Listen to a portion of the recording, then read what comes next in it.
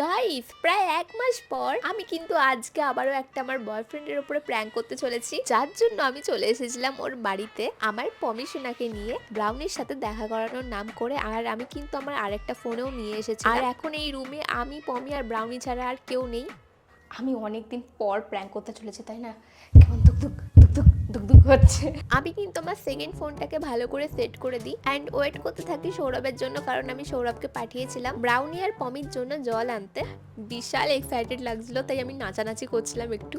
আচ্ছা শোন না, আমি একটা ভিডিও বানাতে চলেছি, ঠিক আছে?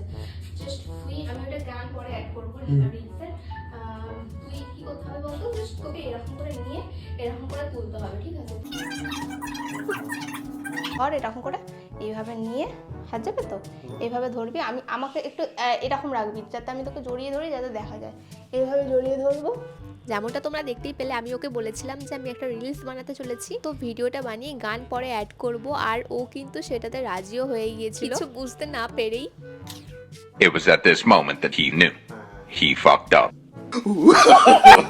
No, no, no, no.